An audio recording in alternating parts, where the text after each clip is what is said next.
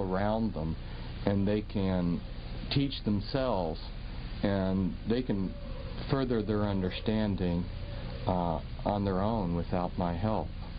Okay, Fritz. Well, let's jump a little bit inside of the book, okay? I know you mentioned as one of the Illuminati families, the Kennedy family. Now, with all of their recent tragedy in the past few decades, how can you still feel like the Kennedys are major contributors to this whole power structure? There's definitely been some power struggles, and the Kennedys have been on the short end of the power struggles. That's true. But after John F. Kennedy was assassinated, and his brother, Ted Kennedy still was an extremely powerful senator because of his tenure and all of the committees he was on and everything. He was one of the most powerful men in the United States. So that immediate family, you know, continues to be called by the news media as America's royal family. But let's understand that the Kennedy bloodline is far greater than just John F. Kennedy's family. Well, what do you mean, Fritz? I think most people would, when they think of the Kennedys, they think, oh, well, you had John's father, Jack was it, and he made all his money. Basically, you hear rumors that he made most of his money through Prohibition, and then he made a killing off of the stock market crash. And really, that's when we start to hear about the Kennedys. Are you trying to tell me that they have a history that goes further back? Yes, they have a history that goes way further back. In fact, the Kennedys are descendants from Brian Boru, who was the first Kennedy, and he was one of the most significant kings in European history. So you see that they're tied back to royalty. In fact, John F. Kennedy's sister married into British royalty. So these are just not commoners that grew up in a log cabin. But there's something that I would point out to our listeners out there in television land, and that is that the movers and shakers do not become rich and powerful and then join the Illuminati. They become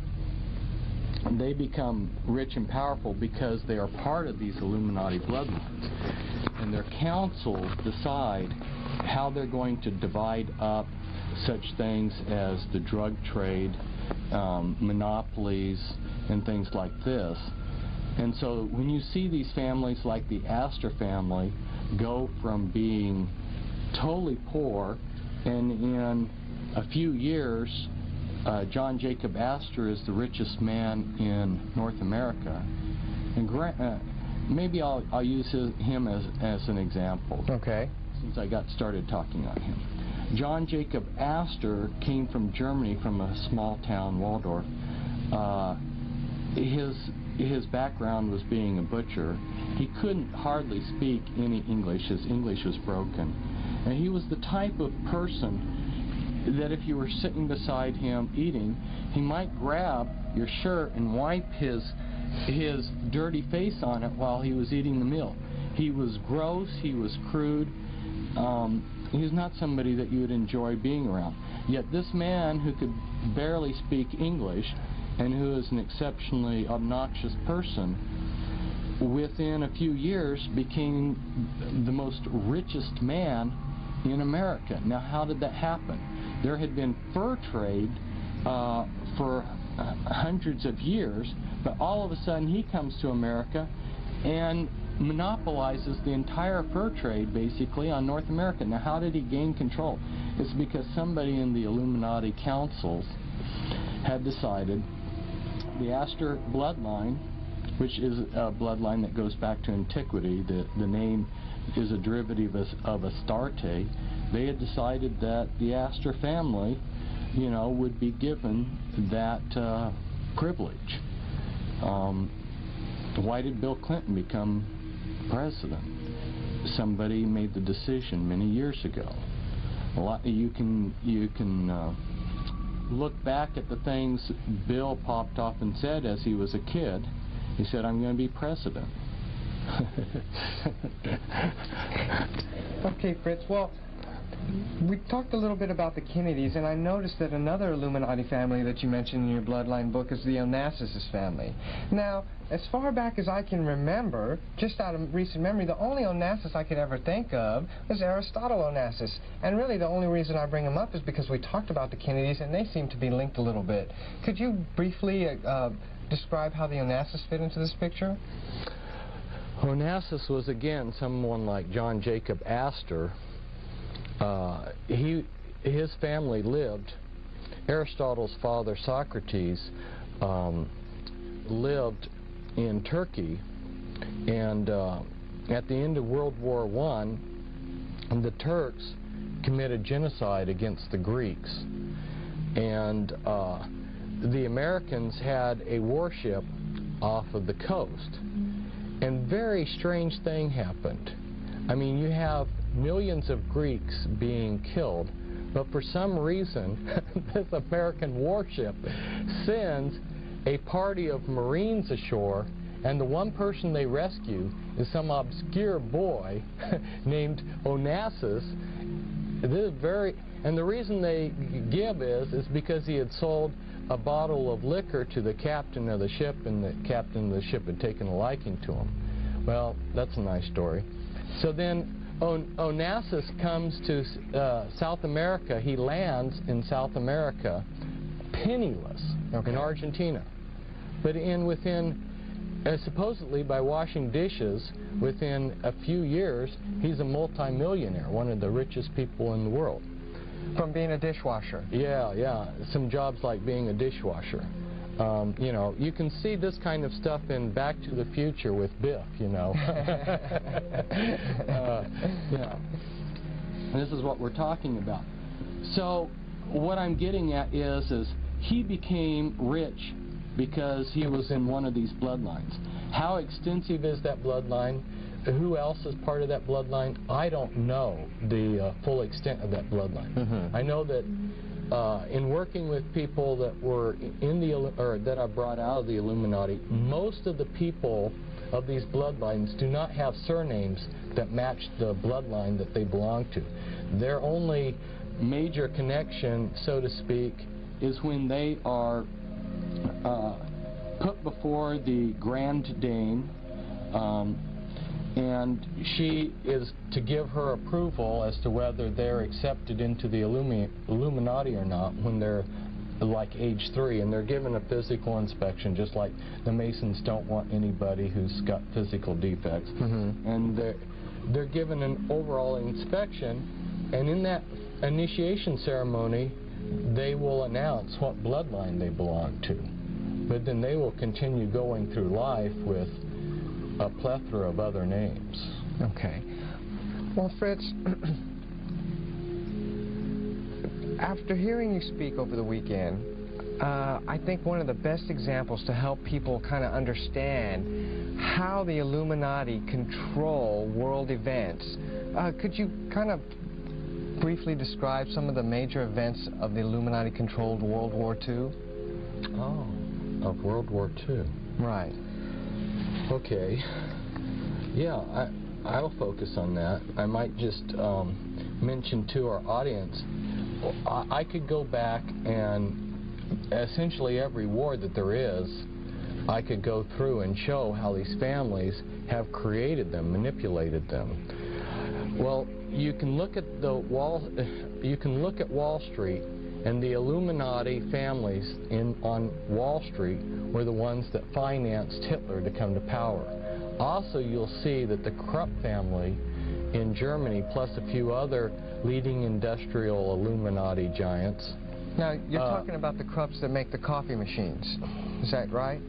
Yeah, I'm talking about the Krupps that make a lot more than coffee machines. I don't know how many thousands of factories they have today, but they were the ones that built the tanks and a lot of other, the locomotives and a lot of the other steel works that the Germans needed for their war machinery. And these people were the ones, well, one of them said, we've hired Hitler. So they viewed Hitler as their hireling. So American and German and British Illuminati financiers brought Hitler to power. So you had that aspect happening. And then the dialectics that was created that created the issues and how the war came about were also Illuminati family manipulations. And then the United States' entry into the war.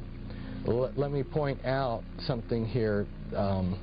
We haven't mentioned Freemasonry, but Freemasonry is the continuation of the mystery religions. Okay. And Freemasonry and the Illuminati are like a glove in a hand. Well hold on just a second, Fritz. I mean, I know some Freemasons. I even work with one, and I mean, he seems to be the most down-to-earth guy I've ever known. And as a matter of fact, if I even get to talking to politics too much about him, I feel kind of sort of that I even know a little bit more what's going on than him. How is he controlling the world?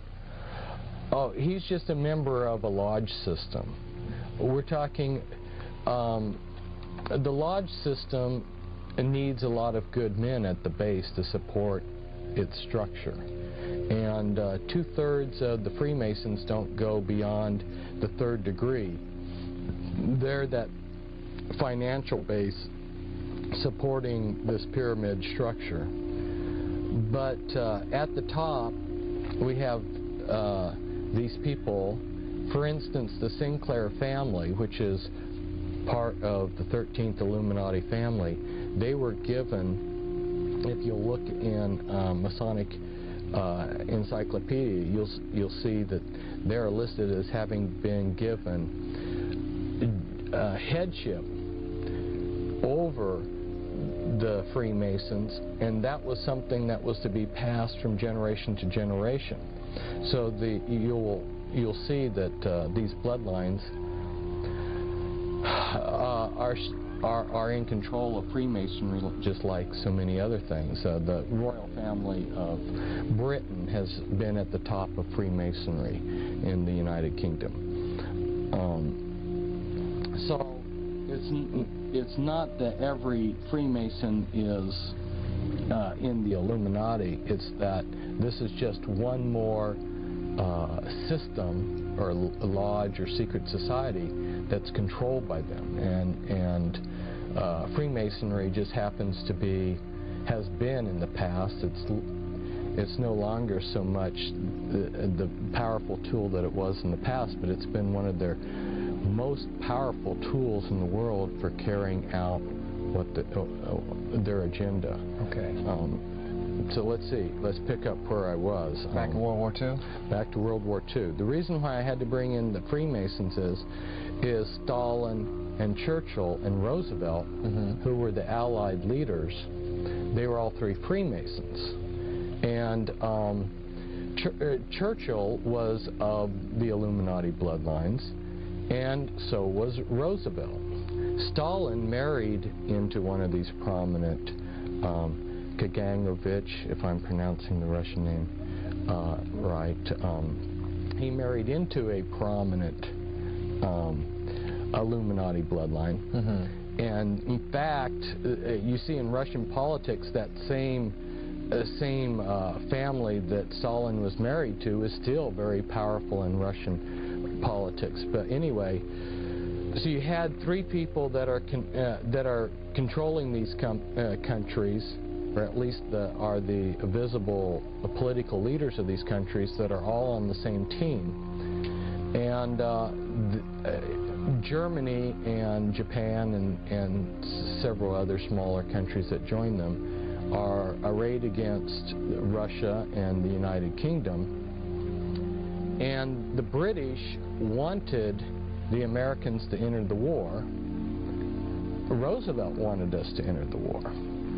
So, but wasn't Roosevelt's one of his campaign promises at that time not to enter the European war? Right, right.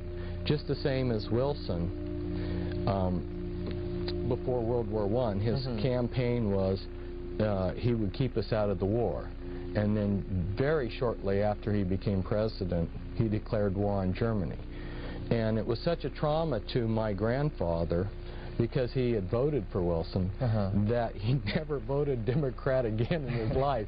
He had such a strong reaction. He had a knee-jerk reaction. He always voted Republican after that. But yeah, that was a campaign promise. But see, these people, they say whatever it takes to be popular, and then they do whatever they want, because we don't mean anything to them. And so, in going back and researching,